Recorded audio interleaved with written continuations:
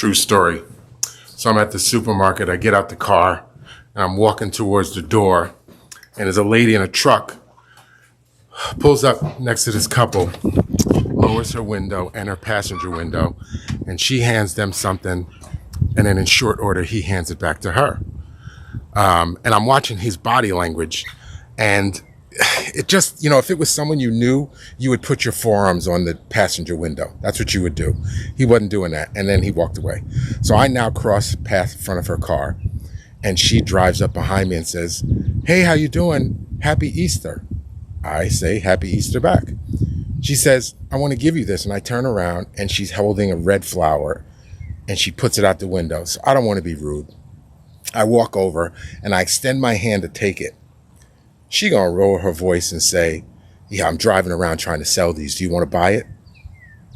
Bitch, if you don't get the fuck out of my face with this foolishness, trying to sell something in the damn parking lot. I said, "No, I don't want that."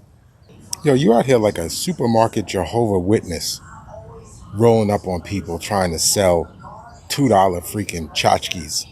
Get out of here with that, man. So the other day I made lobster bisque. Had way too much lobster for one serving of bisque, and I damn sure wasn't throwing that shit in the garbage. So I said, what am I going to do with this? So what you're about to see ain't no recipe, man. I just made it up. You might like it, you might not, but it was good as hell. Check it out. Let's go. For those of you that have never had a soup dumpling, imagine a dumpling from a Chinese spot, but inside the dumpling there's some sort of protein, could be crab, could be whatever, vegetables, and it's got soup in there. The question is, how the hell do you get soup inside of a dumpling? How would you do that? I'm going to show you how to do it.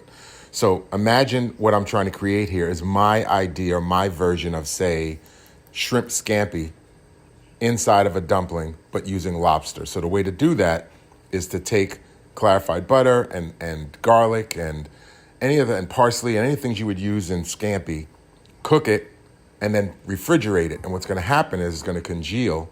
And once it's congealed, then I can do what I want with it. So what I'm doing is I'm taking all those ingredients, I'm going to put it in the refrigerator, it's going to get firm, and then I'm going to put little pieces of that with the lobster. The lobster's cooked like 60%.